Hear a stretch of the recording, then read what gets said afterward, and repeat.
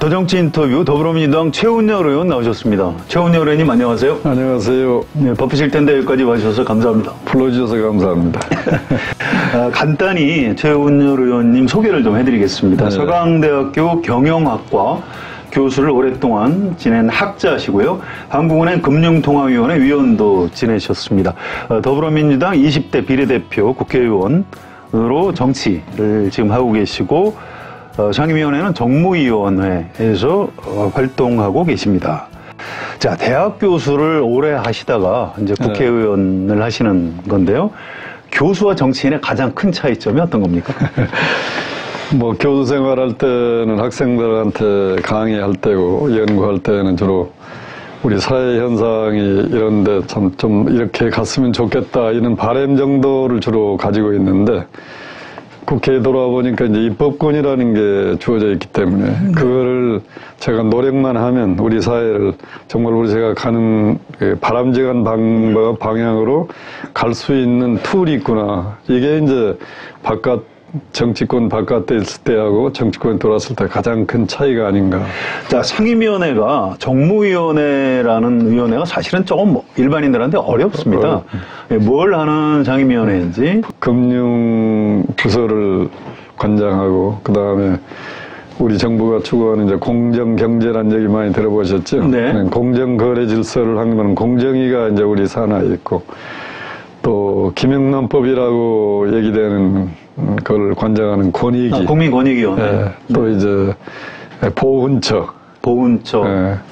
또 국무조정실이 또 우리 상임위 안으로 들어와 있기 때문에. 네, 국무총리실. 네. 영문 명칭으로 정무위원회는 내셔널 팔리시 커미티입니다. 모든 걸 다 하는. 모든 걸 다 한다고. 예. 이번 정기국회에서 정무위원회의 어떤 가장 큰 현안, 쟁점이라고 하면 뭐가 있을까요? 그러니까 우리 정부가 지금 하고자 하는 세 가지 어떤 경제 전략 중에 하나가 중요한 게 이제 공정 경제제잖아요. 네.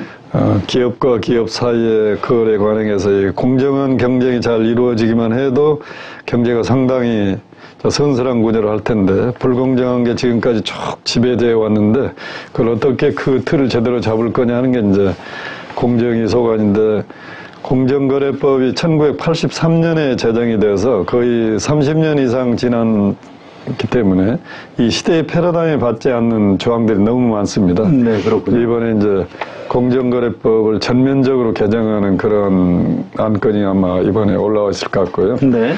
또 이제 금융 소비자, 소비자 보호 얘기하지만 사실 금융 소비자들이 피해보는 게 꽤 많은 것 같습니다. 그래서 그런 금융 소비자 보호를 관장하는 법안을 어떻게 이제 이번에 정비할 건가도 큰 이슈고요.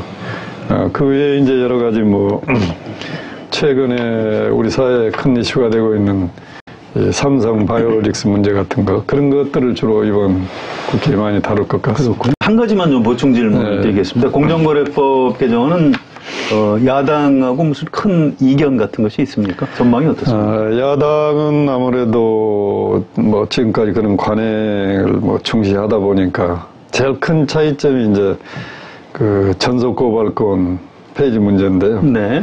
제가 대표 발의를 한 법안입니다만 대기업이나 중소기업이나 법이 있으면 법을 지켜야 되고 법을 어기면 대기업이든 중소기업이든 개인이든 기업이든 법에 의해서 처벌을 받아야 되지 않겠어요? 네. 근데 우리나라 공정거래법은 기업과 기업 사이의 거래 관행에서 불공정이나 법을 위반하더라도 고발할 수 있는 권한이 공정위가 유일하게 가지고 있습니다. 그렇죠? 그걸 전속고발권이죠. 그러니까 결국은 지금까지 우리 관행으로 보면은 공정위가 아무래도 대기업 편향돼 있달까 표가 좀 있겠습니다. 그런 면이 좀 강한데 그러다 보니까 이제 항상 피해자가 생기고 피해를 봤어도 법에 호소할 방법도 없고 그래서 그 공정거래법을 폐지를 하면 누구든지 피해를 봤을 때 법을 통해서라도 이제 구제받을 수 있는 권리가 주어진 건데 이 부분에서 이제 야당이 그렇게 되면은 이 남소가 남발이 돼서 기업이 경영할 수가 없다. 어려워진다. 검찰이든 경찰이든 마구잡이 수사 가능성이 있다. 그런데 저는 법이 있으면 법만 지키면 되지 법을 어겨놓고 왜 소송을 걱정하느냐. 네. 법을 지키면 되는 거다. 그런 논리고 근데 한 가지 좀 걱정은 아무래도 우리 검찰들의 수사 그런 관행을 보면 이 건으로 들어가서 수사하다가 없으면 또 별건 수사라는 게 또 현실적으로 있다 보니까 기업들이 좀 걱정하는 게 있는 것 같아요. 그래서 그런 것도 검찰 개혁을 통해서 검찰이 좀 바로 서면은 뭐 이건 또 큰 문제가 없지 않을까 싶습니다. 지금 현재 우리나라 경제가 위기다, 그렇지 않다, 뭐 이런 약간 논쟁이 있는데 어떻게 진단하십니까? 고도 성장의 향수에 젖어 있는 분들 입장에서 보면 성장률이 2.7%, 2.6% 가니까 이거는 뭐 위기라고 느껴질 수가 있겠죠. 그러나 우리나라 경제 발전사를 보더라도 언제까 우리가 계속 5%, 6% 성장할 수 있겠습니까? 지금 현재 한국은행에서 추정한 바에 아무리 잠재 성장률이 한 2.8% 정도이기 때문에 그런 정도가 지켜진다고 그러면 위기라고 표현하기는 좀 무리다. 그러나 지금 우리 경제 전체를 봤을 때 전통적인 우리 경제를 지탱해왔던 제조업의 경쟁력이 굉장히 급격히 하락하고 있는 부분은 위기다 이렇게 느껴집니다. 부분적으로 위기다 이렇게 볼 수도 있겠군요. 네. 일본처럼 한 20년 정도 장기 불황에 빠질 가능성이 있다 이렇게 아주 나쁘게 보는 전망도 있던데 어떻게 보십니까? 정말로 우리가 기분 나쁠 정도로 우리 경제가 가는 이 패턴을 보면 일본을 답습하는 게 꽤 많습니다. 좀 닮기는 했군요. 저는 이제 학교에 있을 때도 후발 개도국의 장점이라는 게 분명히 있다. 선진국이 겪었던 시행착오를 겪지 않고 갈 수 있는 장점이 있는데도 불구하고 대부분 선진국들이 겪었던 시행착오를 반드시 답습을 하더라고요. 참 신기한 일이네요. 예, 참 신기한 일입니다. 예. 일본이 걸었던 길을 그대로 가고 있는 것 같은 아주 불길한 생각이 좀 많이 들어요. 그런데 경제는 좀 잘 못하는 것 같다. 이제 이런 비판이 많은데요. 자, 전반적인 평가 어떻게 하고 계십니까? 과거의 어떤 성장 패턴에 익숙해진 사람들이 볼 때는 참 위기고 답답하고 하지 않겠어요? 네. 그러나 그런 과거 성장 패턴의 결과가 지금 현재 우리 경제에 어떻게 나타나 있느냐. 굉장히 좋은 점도 있지만 어두운 면이 꽤 많습니다. 어두운 면 중에 하나가 완전히 그 양극화 문제. 이 양극화가 이렇게 심화되고 있는데 이런 거를 치유하지 않고는 나는 지속 가능할 수 없다. 그러니까 그런 치유하는 방법은 잘 잡았다. 전체적인 방향은. 근데 그 방향은 제대로 잡았는데 그 실제적으로 응용하는 정책의 수단이 조금 더 시장에서 작동 가능한 방법으로 했다면 이런 비판이 좀 줄어들 텐데 약간 시장이 수용하기에는 어려운 그런 정책 수단들을 몇 가지 하다 보니까 뭐 일부에서 뭐 실패했다 이렇게 표현을 하는 것 같아요. 그러나 제가 보기에는 이 방향을 선회해버리면 이제 정말로 더 어려워지는 거고요. 방향 가는데 구체적인 전략 수립할 때 보다 더 현실적으로 실행 가능한 방법들을 더 정책적으로 튜닝을 잘 하면 되지 않을까 그런 생각도 갖고 있습니다. 네. 문재인 대통령이 이제 국회 시정연설을 하면서 포용국가라는 표현을 썼고요. 그 내용은 물론 소득주도 성장, 혁신성장, 공정경제 이 세 가지를 담고 있고 이 큰 방향 일단 잘 잡았다고 평가하십니까? 네, 그것은 아까 말씀드린 방향은 제대로 잘 잡았다. 우리나라 경제는 수요라는 바퀴가 지금 망가져 있다. 소득 양극화 때문에. 네. 그러니까 소비의 여력이 굉장히 지금 취약화되어 있기 때문에 여기서 수요가 살아나질 않아서 이 수요를 어느 정도로 회복시키기 전에는 제대로 굴러갈 수가 없다. 이 수요를 회복시키고자 하는 게 이제 우리 정부가 표현한 바에 의하면 그건 소득주도 성장이에요. 그 얘기군요. 네, 예. 네. 그러니까 이거가 정상화 안 되면 경제가 제대로 지속 가능한 성장을 하기 어려운 건 사실이고 이거를 회복을 해야 됩니다. 네. 근데 회복하는 방법이 아까 말씀드렸듯이 이제 임금 근로자의 소득을 보강시켜주는 방법이 하나 있고 또 하나는 이제 생활비 있잖아요. 그 주거비라든지 사교육비라든지 그렇죠. 이런 거를 좀 어떻게 하면 최소화시켜줘가지고 가처분소득을 올려주는 것도 소득을 늘리는 거니까. 그렇죠. 그리고 이렇게 해서도 이제 좀 더 어려운 취약계층에 대해서는 사회 안전망을 정부가 확보해가지고 이 소비 기반을 확대해 주는 게 굉장히 중요한 게 이제 소득주 성장의 하나의 축이고요. 이것만 가지고는 안 되고 경제는 이제 지속 가능하게 가야 되기 때문에 계속 규제를 완화하고 혁신 성장을 통해서 새로운 산업 생태계를 만드는 것도 또 중요하고. 그렇죠. 또 한 가지는 이제 경제 주체들 간의 이 관행에서 거래 관행에서 공정한 풍토가 유지가 되어야 지속 가능한 성장이 된다. 그래서 이 세 가지 소득, 또 혁신성장, 공정경제 이 세 가지 축이 제대로 굴러갈 때 지속 가능한 성장이 이루어지기 때문에 방향은 잘 잡았는데 이제 하나하나 실행하는 구체적인 방법론에서 약간 좀 문제가 있을 수 있다. 소득주도 성장에 대해서 특히 뭐 야당이라든가 또 뭐 경제학자들 중에 상당수는 아예 경제학 교과서에 그런 이론은 없다 이렇게까지 혹평을 하고 있는데 실제로 그렇습니까? 그러니까 전통적인 경제학자들이 이제 성장을 얘기할 때는 투자가 이루어지고 고용이 창출이 되고 이익이 생겨서 성장이 이렇게 선순환 구조하는 것이 정상적인 경제의 성장 패턴이죠. 그럼 투자라는 게 뒤따라줘야 되는데 아까 얘기했듯이 투자가 그럼 우리나라에 왜 투자가 안 이루어지느냐? 기업 입장에서 보니까 만들어 놓은 물건이 팔리질 않기 때문에 투자를 안 하는 거다. 네. 만들어 놓은 물건을 팔릴 수 있는 여력을 만드는 게. 그래서 이제 과거에 우리 경제학 교과서에는 세이의 법칙이라는 게 있어요. 네, 공급자의 법칙. 공급의 수요를 창출한다. 예. 물건만 만들면 팔려요. 일상적으로 경제가 돌아갈 때는. 그래서 저는 기울어져 버린 운동장에서는 역세이의 법칙을 제가 얘기합니다. 그걸 최은열의 룰이라고 그래요. 아, 네. 뭐냐면은 수요가 살아나지 않으면 공급도 회복이 안 된다. 네. 그러니까 기존의 경제학자들은 이 한 축만 생각을 하잖아요. 투자만 이루어지게 해라. 그래서 현실적 투자가 안 이루어진 이유를 밝히지는 않아요. 그래서 그런 부분은 이제 그분들이 좀 더 깊이 생각했으면 싶고요. 그래서 저는 이제 이런 이제 그 소비의 여력을 회복시켜 주는 것을 비판하면 그건 아주 잘못됐다. 네. 우리 경제가 지금 깊이 문제가 들어가고 있는 그 심층적인 문제를 잘 파악하지 않고 전통적인 경제학 견해에서만 본다면 이건 뭐 경제학 교과서도 없다는 얘기를 할 수 있겠지만 그건 한쪽만 본 시각이다. 저는 그렇게. 네, 그렇군요. 자, 또 최저임금에 대한 여러 가지 이제 논란이 많은데 좀 너무 급속히 올리는 바람에 자영업자들이 어려워졌고 또 일자리가 오히려 줄어들었다 이런 비판이 있는데요. 동의하십니까? 그 부분도 뭐 부분적으로 저도 동의를 하는데요. 제가 학교에 있다가 총선 때 이제 당에 들어가서 보니까 이미 최저임금 많은 공약이 돼 있더라고요. 돼 있었죠. 예, 그렇습니다. 총선 공약이나 대선 공약. 그거를 이제 제가 이 선거 운동하면서 가장 자신 없이 얘기한 게 최저임금 인상이에요. 그때부터 걱정을 많이 하셨군요. 그게 근로자 입장에서만 본다면 올라가야 됩니다. 네. 작년에 16.3% 올라가도 월 소득을 한 사람은 157만 원입니다. 157만 원 가지고 살 수가 없잖아요. 그러니까 최저임금 근로자 입장에서만 보면 만 원으로 가도 월급으로 한 사람은 207만 원입니다. 최저 생계비입니다. 그 정도는 가야 되지 않겠어요? 네. 근데 그 최저임금 근로자를 채용한 고용주가 누구냐? 대기업은 아닙니다. 아니죠. 자영업자, 중소자영업자들이죠. 영세 자영업자들, 예. 소상공인들. 소상공인들. 이 사람들을 보면 능력이 또 없어요. 올려줄 능력이. 그러니까 굉장히 그 둘 사이에서 상충되잖아요.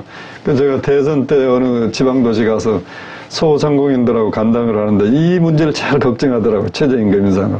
그래서 제가 이제 그때 드린 말씀이 그러면 해결하는 방법도 한 가지밖에 없다. 한시적으로 재정이 들어가는 수밖에 없다. 정부에서 좀 지원해준다. 그리고 그 사이에 이 소상공인이나 자영업자들의 지금 능력을 키워주는 정책이 뒤따라줘야 된다. 네. 네? 그러면 되는데 지금 이번 우리 정부가 의혹을 너무 앞세워가지고 지금 능력이 보강되기 전에 갑자기 한 16.3% 네. 그 다음에 10.9% 올리다 보니까 능력은 없는데 임금이 올라가면 나타나는 현상은 딱 세 가지로 나타납니다. 교과서에 써 있습니다. 문을 닫든지, 그렇죠. 근로자 수를 줄이든지, 네. 아니면 가격에 반영하든지.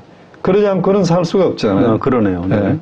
그러니까 조금 더 우리 정부가 경제 민주화를 그런 정책을 좀 더 앞장서서 진행을 하면서 자영업자나 소상공인들 능력을 좀 더 보강하고 했더라면 하는 아쉬움이 있고 또 처음에 제가 주장했던 게 이제 최저임금을 올리되 시장 친화적인 방법으로 올리는 게 바로 근로장려 세제입니다.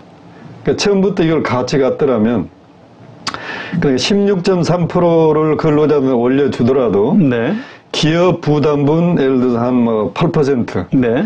나머지 한 8.3%는 근로장려세를 통해서 재정에서 보완을 해주면 세금을 좀 깎아주고 정부가 좀 도와주고 네. 사용자가 좀 부담하고 그럼 아마 큰 마찰 없이 정착을 할 수도 있었을 텐데 이 부분을 그냥 근로장려세제가 아닌 다른 방법으로 하다 보니까 재정은 재정대로 소비가 되고 사용자들의 부담대로 가서 지금 이런 문제가 생기는 것 같습니다. 그래서 저는 최저임금 문제는 명분이 아무리 좋아도 현실적으로 지급하는 사람들의 능력이 뒤따라주지 않으면 실행이 불가능하다. 네.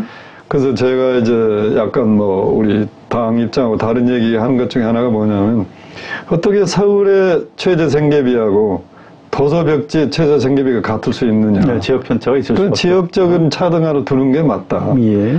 또 호황업종과 굉장히 영세업종 간의 업종별 차이도 두는 것이 현실적으로 실행 가능한 방법이지 명분만 내세워가지고 모든 사람 다 만원한다. 명분은 좋지만 그것이 현실적으로 수용하기 어려운 부분이기 때문에 최저임금 부분은 그런 면에서 조금 조정은 필요하다. 네. 그래야 시장이 아마 소화가 되지 않을까 싶어요. 문재인 정부가 애초에 출범할 때 일자리 정부가 되겠다. 뭐 일자리 상황판까지 만들어 놓고 의욕적으로 출발을 했는데 별로 성공적이지 못한 것 같습니다. 일자리라는 차원, 그 시각에서 볼 때 문재인 정부가 지금 도대체 뭘 잘못하고 있는 걸까요? 일자리라는 게 의리만 가지고 안 되는 거잖아요. 일자리는 공공 부분 일자리도 있고 민간 부분 일자리도 있고 90%가 민간 부분에서 생산이 되고 공공 부분은 한 10% 정도입니다. 어떻게 하든지 민간 부분이 일자리를 만들도록 환경을 만들어주는 것이 제일 중요합니다. 그러나 이제 우리 정부는 처음에 출범할 때 민간에 하기에는 시간도 걸리고 하다 보니까 이제 공공 부분 일자리를 처음으로 주도를 했는데 이것만 가지고는 나는 해결할 수가 없다. 네. 그리고 궁극적인 일자리는 두 가지 방법으로 해결한다. 제가 생각해. 하나는 뭐냐. 기본적으로는 기업이 활성화되고 투자가 활성화돼서 거기서 이제 새로운 일자리 생기는 게 가장 양질의 좋은 일자리고 거기서 해결해야 되겠죠. 궁극적으로. 네. 또 하나는 우리 사회의 기존의 노동 구조가 일자리가 더 늘어날 수 있는데도 불구하고 안 늘어나는 구조가 있습니다. 그런 기존의 노동 관행만 좀 바꿔도 거기서 나는 일자리가 생길 수 있다고 제가 분석을 한 게 있습니다. 그렇게 되면 이제 노동자들이 약간 피해를 봅니다. 월급이 좀 줄어들죠. 초과 수당에 대해서도 뭐 보너스가 없기 때문에. 그래서 근로자들을 좀 생각을 해가지고 한 150% 정도 초과 근무 수당을 주게 된다면 일자리 한 16% 정도 더 늘어나요. 그런데 양대 노총이 주장하는데 200% 프리미엄을 주게 되면은 일자리 늘은 한 5%밖에 안 됩니다. 그래서 저는 이제 노사가 한 발짝씩 양보해서 한 150% 정도 주말 연장 근로에 대한 초과 수당을 주게 되면은 그래도 한 160명 정도의 일자리가 생긴다. 우리 사회 전체적으로 보면 이게 몇십만 명 되거든요. 그렇죠.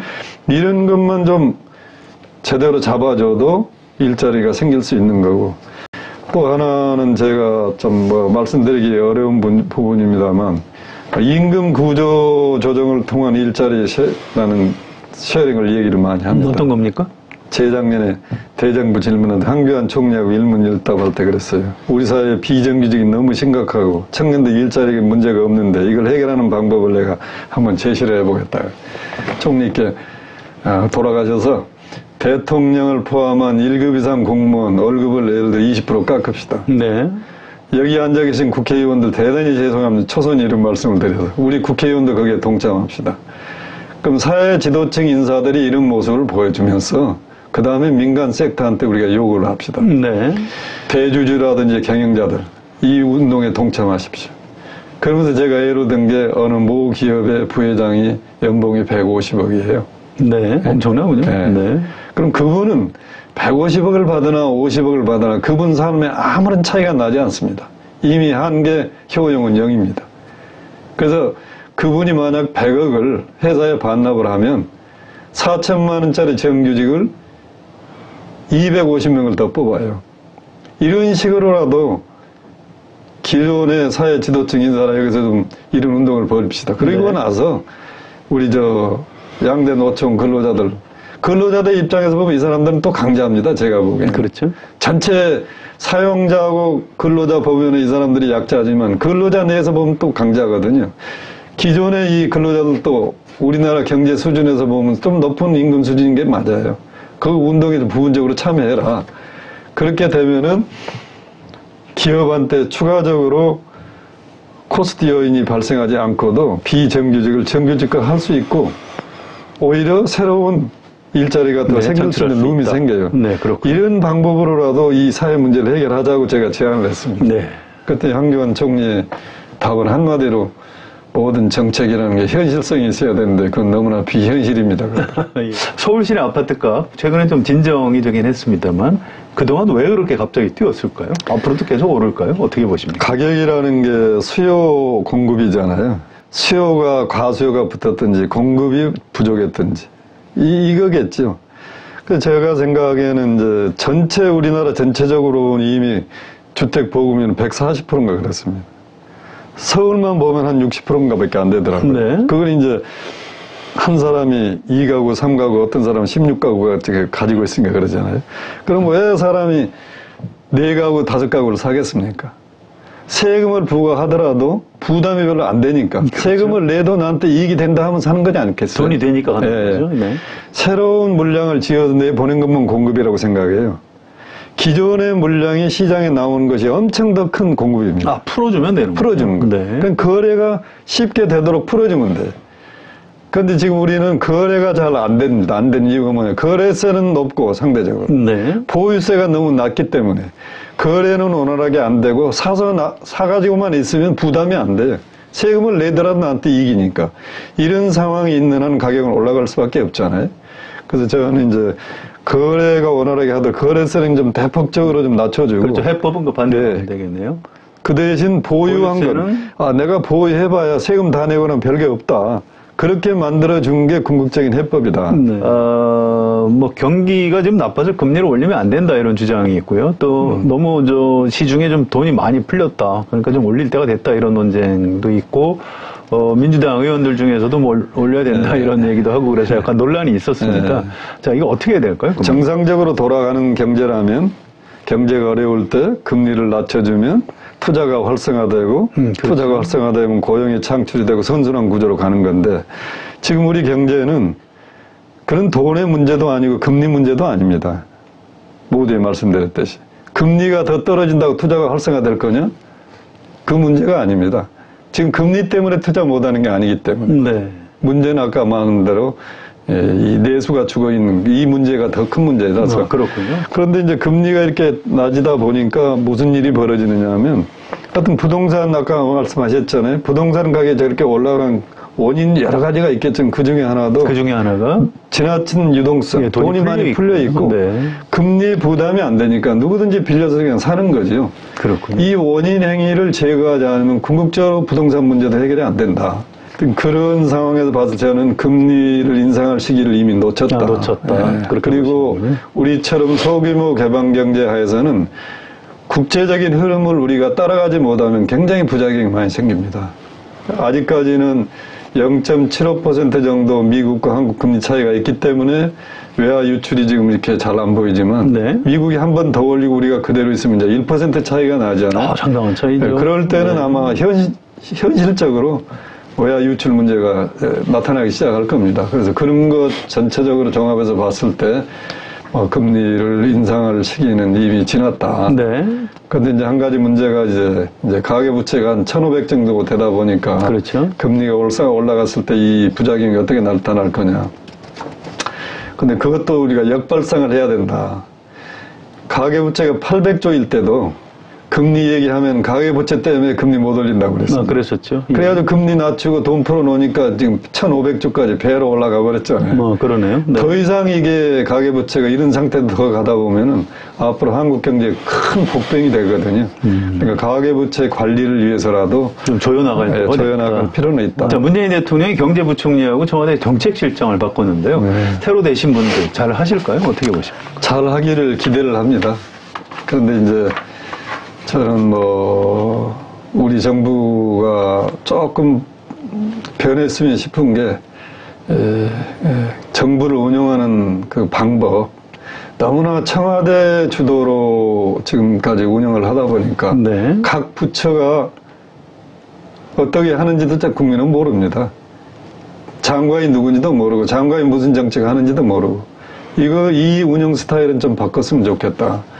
그러니까 장관한테 모든 것 실어주고 네. 청와대는 비서일 뿐이지 않아요. 그분들은 장관이 정책을 제대로 만들 수 있도록 뒤에서 도와주고 네. 장관이 성공하도록 협조자지 이 사람이 주도는 아니거든요.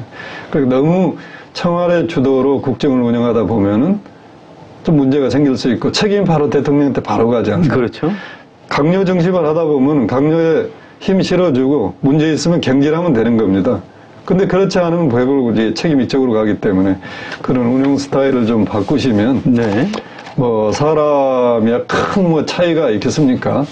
그리고 지난 1년 반 동안에 여러 가지 시행착오를 다들 알고 있기 때문에 거기에 대한 어떤 정책적인 조정도 하리라고 기대를 하고 그 사람들이 성공해야지 저는 우리 정부가 꼭 성공해야 된다고 생각합니다. 성공하지 못하면 결국은 국민이 피해가 되죠. 네. 경제학자들이 이제 문재인 정부의 경제 정책에 대해서 뭐 비판적일 수 있고요. 뭐 심지어 뭐 사회주의 정책이다 이런 얘기도 하는 사람들이 있고 또 어떤 사람들은 정부가 너무 개입을 많이 한다 뭐 이런 얘기도 하고 있고요. 그런데 어쨌든 문재인 정부에서 지금 정책을 맡고 있는 사람들 또는 집권 여당의 국회의원들 이런 분들이 그런 그 보수적 성향의 경제학자나 지금 야당의 어떤 좀 일종의 정치 공세 내지는 좀 지나친 공격에 대해서 어느 정도 좀 논쟁을 좀 해줘야 국민들이 보기에도 이게 정부하고 집권 여당에서도 다 생각이 있어서 지금 정책이 이렇게 가는구나라고 안심을 할 텐데 너무 좀 목소리가 좀 적은 것이 아닌가 이런 궁금증이 있거든요. 왜 그런지.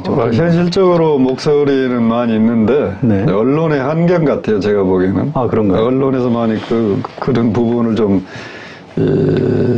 다루지 않는 부분 제 개인적으로 느낌은 그렇게 괜찮습니다. 꽤 많아요. 그러니까 며칠 전에도 우리가 이제 금요일 날마다 경제 공부를 하잖아요. 의원님들이 모여서 경제 공부하시는 그 얘기하시는 거죠. 예. 그럼 다양한 우리가 이제 목소리를 들으려고 하거든요. 그 지난주에는 이제 그 정경련 전무를 불러왔어요. 그 사람들의 시각도 한번 들어보고 싶다. 예. 정말 우리한테 도움되는 얘기를 많이 하더라고요. 데이터 가지고. 근데 뭐 유력 일간지가 그 다음날 어떻게 뽑았느냐 하면 정경련의 손 내미는 민주당. 거기서 그렇게 나온 겁니까? 네, 그 뽑기를 제목. 네. 그러니까 좀 약간 악의적인. 경제인들을 안 만나면 반기업이라고 매도하고. 네. 경제인을 만나서 얘기 좀 들어보고 잘해보려고 하면은 손 내민다고 그러고. 그럼 도대체 당신네들은 한국 경제가 잘 되기를 진정으로 바라는 거냐? 그렇군요. 네.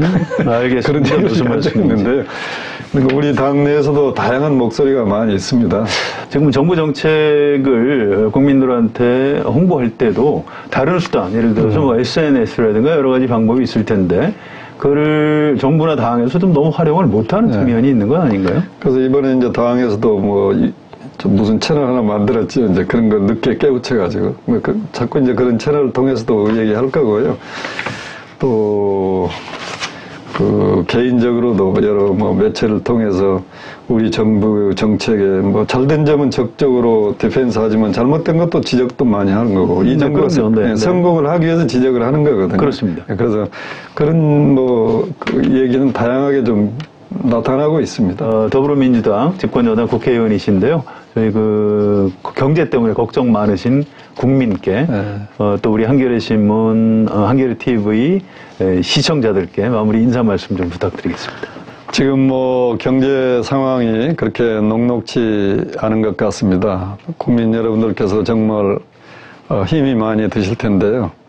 우리가 지금까지 살아왔을 때 항상 경제에는 부침이 있고 그때그때마다 어려움도 많이 있습니다. 그러나 그거를 지금까지 우리 국민들의 현명한 판단력과 또 근면함으로 이겨내왔던 과거가 있기 때문에 이번 이런 여러 가지 경제 문제도 저는 충분히 우리가 극복할 수 있다고 생각이 됩니다. 너무나 용기 잃지 마시고 의욕을 가지시고 우리 다 같이 잘해봤으면 싶습니다. 감사합니다.